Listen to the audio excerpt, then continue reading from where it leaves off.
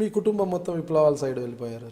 ఉద్యమం అంటే ఎంత? అందరూ కాదండి, అంటే వాళ్ళు ఏదో ఒక పద్ధతిలో వాళ్ళ పాత్ర అంటే కనీసం ఆఖరికి షెల్టర్ ఇచ్చే పరిస్థితిలో కూడా ఉన్నారు. భయం వేసేది కదా మా ఉద్యమాలు, విప్లవకారులు, అండర్ గ్రౌండ్ నాయకులు అంటే కొద్దిగా భయం కదా. అంటే మీరు మీ తండ్రి గారైనా షెల్టర్ ఇచ్చే పరిస్థితి ఎందుకు ఆయన ఆకర్షితులయ్యారు? మా నాన్ననే అది కదా, మా నాన్ననే ఆర్గనైజేషన్లో కొనసాగుతున్నారు. మా పెద్దక్క, మా పెద్ద బావ, అప్పుడు మా పెద్ద బావ కూడా ప్రోగ్రెసివ్ ఐడియాలజీ తోటి ఉండే పీడిఎస్యూలో కొంతకాలం పనిచేసింది చదువుకుంటున్న రోజుల్లో, నిమ్మయ్య గారని. మా పెద్దక్క పేరు అరుణ, మా చిన్నక్క పేరు జయ, బావ పేరు అంజయ్య, మా పెద్దన్న పేరు ప్రభాకర్, మా వదిన అండాలు, మా చిన్నన్న భాస్కర్, చిన్నదిన శోభా అని. మొత్తం 5గురం అండి మేము. 5గురము, మేము 3 అమ్మాయిలు, 2 అబ్బాయిలు. చిన్నదాన్ని. ఉద్యమాలు అంటే వాళ్ళు సహకారం అందించేటువంటి వాళ్ళు. అందులో చిన్నన్న, చిన్నదిన ఇందులో ఆర్గనైజేషన్లోనే కొనసాగేవాళ్ళు కొంతకాలం. ఆర్గనైజేషన్లోనే పెళ్లి చేసుకున్నారు వాళ్ళు. తర్వాత కొంతకాలానికి వాళ్ళు వెళ్ళిపోయినారు. ఇప్పుడు ప్రస్తుతం ఆమె టీడీపీ మహిళా విభాగం అధ్యక్షురాలు శోభారాణి, బండ్రు శోభారాణి ఆమె.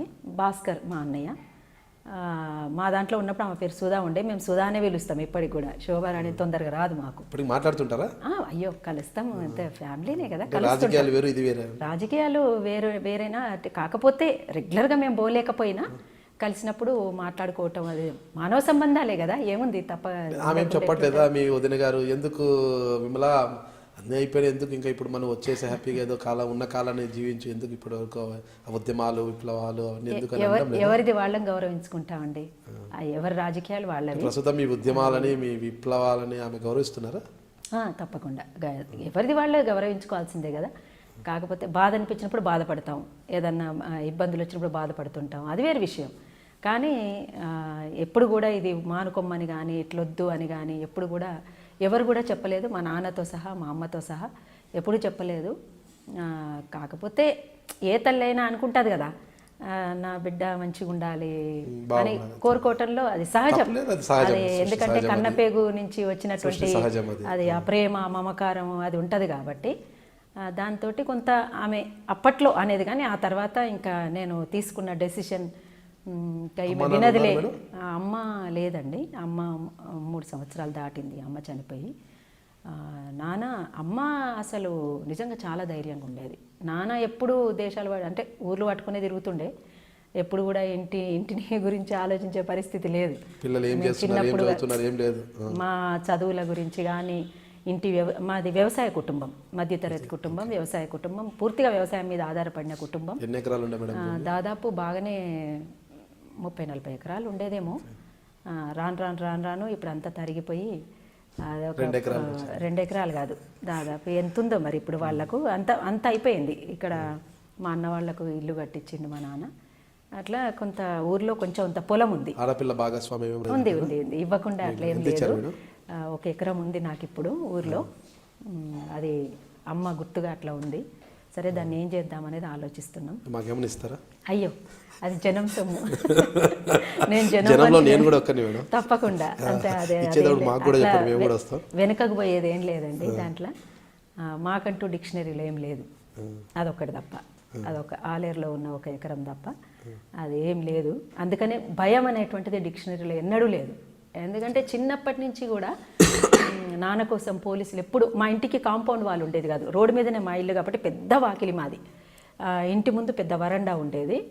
అట్లా వెనక నుంచి అజ్ఞాతంలో ఉండేటువంటి కామ్రేడ్స్ కూడా మా ఇంటికి వచ్చినప్పుడు మోతి అనే ఒక కుక్క ఉండేదండి మా ఇంట్లో. అది చాలా కాపాడేది మమ్మల్ని. ఆ పోలీసులు వచ్చి నర్సమ్మ అని పిలిచేటోళ్ళు. అంటే నాన్న కోసం దేవులు ఆడుకుంటూ వచ్చేది కదా, ఏదైనా ఇన్సిడెంట్ అయినప్పుడు నాన్నని పట్టుకుపోవడానికి వచ్చేదనమాట. ఎప్పుడు వచ్చినా వాళ్ళు పొద్దున్న దాకా రారు కదా, పొద్దున్న దాకా వస్తే చుట్టుపక్కల వాళ్ళు అడ్డుకుంటారని ఎవరైనా ఉంటే రాత్రిపూటనే వస్తుంటారు. పోలీసు వాళ్ళ బుద్ధి ఎట్లుంటుంది, ఎప్పుడైనా అందరినీ ఒంటరిని చేసి అరెస్ట్ చేయడమో గుంజుకపోవడమో అట్లాంటివి చేస్తుంటారు. పోలీసులకు ఎప్పుడు అంత ధైర్యం లేదు. ఎదురుగా వచ్చి ఎప్పుడు ఎన్కౌంటర్లు జరిగినా అట్నే ఎదురుగా వచ్చి కాల్చి ఎటువంటి ఆ ధైర్యం లేదు. కాబట్టి అది ఎప్పుడూ వెన్నుపోటు పొడిచేటువంటి మనస్తత్వం ఉంటుంది ఆ డిపార్ట్మెంట్కి. కాబట్టి ఆ రాత్రిపూటనే వచ్చేవాళ్ళు. పిలిచే లోపలనే ఈ లోపల మా అమ్మ ఎవరైనా అజ్ఞాతంలో ఉండేటువంటి కాంప్లెక్స్ ఎవరైనా ఇంట్లో ఉంటే మెల్లగా ఇంటెనక నుంచి బయటికి పంపించి కూడా అట్లా ఏం తెలియనట్టుగా వచ్చి ఓకే నైట్ టైం సర్చ్ కోసం వచ్చేవాళ్ళు మీ ఇంట్లో సర్చ్ కోసం వచ్చి ఎన్నోసార్లు దాడులు జరిగినాయి మా ఇంటి మీద. ఒకసారి అయితే మా నాన్నగారి కోసం వచ్చినప్పుడు మా నాన్న లేడు కానీ ఇంటి ధాన్యం అంతా మొత్తం మా ఇంట్లో పెద్ద పెద్ద కుండలు ఉండేటివి అప్పుడు, అంటే ఇక కుండలే కదా బాణల్లో అంతా ధాన్యం ఉండేది. మాకు పండని పంట లేదండి, మాకు పొగాకు పండేది, ఒడ్లు పండేది, గోధుమలు పండేది, ఆముదాలు పండేది, జొన్నలు పండేది, అదేంది ఉల్వలు పండేది, ప్రతిదీ పంట మాకు. ఆర్గనైజేషన్ లో పనిచేస్తున్నప్పుడు ఇవన్నీ మా అమ్మనే, అదే చెప్తున్నా కదా, మా అమ్మ మొత్తం వ్యవసాయమైనా మమ్మల్ని సాధించైనా మా అమ్మనే. అట్లా మా అమ్మ చాలా గుండెదిటవుతో ఉండేది. ఆమె రావడం గొర్రెలు కాసే కుటుంబం నుంచి వచ్చిన మా నాన్నను పెళ్లి చేసుకున్న తర్వాత బాగా ఒక ధైర్యాన్ని కూడా తీసుకుంది. ఒక సంఘటన లేదండి లేదు, అదే మా నాయనమ్మ కొంచెం ఇంకా మా నాయనమ్మ మొండితనం మా నాయనకు వచ్చింది. మా నాయన అంటే మా కుటుంబం అంతా చూసిన తర్వాత మా అమ్మ కూడా ఇక ఇట్లా ఉండాలి, వీళ్ళ జీవితం ఇట్లాంటిది ఎప్పుడు కూడా, అంటే ఆమెకు ఎప్పుడన్నా మనసు బాగలేక ఇన్ని కష్టాల నుంచి అట్లా తీర్థయాత్రల కన్నా పోయిద్దామంటే కూడా మా నాన్నకు అసలు దేవుడు అంటే చాలా దూరం. తాగే వాళ్ళన్నా అదే కానీ అమ్మ ఊరు నుంచి, అంటే ఎక్కడి నుంచో బైరాన్పల్లి దగ్గర లద్దునూరు, మా అమ్మమ్మల్లూరు, వరంగల్ జిల్లా. అదొక హిస్టారికల్ ప్లేస్ బైరాన్పల్లి. అక్కడి నుంచి వచ్చిన తర్వాత ఆమెకంటూ ఉంటుంది కదా ఒక్కొక్కసారి ఏంటంటే, తర్వాత మాత్రం ఇంకా ఒకసారి తిరుపతికి పోయి వచ్చింది మా అమ్మ, మా నాన్నకు తెలియకుండా. మా నాన్న లేడు, ఊరికి పోయిండు. వచ్చేసరికి 1 వారం రోజులు పడుతుంది, అంటే 2-3 రోజుల్లో వద్దాం రా నర్సక్క అంటే చుట్టుపక్కల వాళ్ళు ఆడవాళ్ళు ఉంటారు కదా అక్కలు, వాళ్ళందరూ పోదామంటే పోయి వచ్చి అదే తీర్థం చెంబు ఉంటుంది కదా, ఆ చెంబు తీసుకొని వస్తే అది ఖచ్చితంగా వ్రతం చేయించుకోవాలన్నట భార్యాభర్తలు కూర్చొని. అంటే ఉంటే అదన్న ఉండాలి, ఉంటే నేనన్న ఉండాలి ఇంట్లో, నువ్వు నిర్ణయించుకో అని చెప్పేసి అంటే ఇంకా ఏడ్చుకుంటా వ్రతం చేశారా లేదండి, అదే చెప్తున్నా. మా నాయన అసలు వినే రకం కాదు, మొండి. అందుకే దసరాకు జమ్మి పెట్టడానికి అది పంపించేసింది ఇక మా అమ్మ మా తాత వాళ్ళను మా అమ్మమ్మ వాళ్ళని పిలిపించుకొని ఆ ఫోటో ఆ తీర్థం చెంబు మా అమ్మమ్మ వాళ్ళ ఇంటికి పంపించేసింది.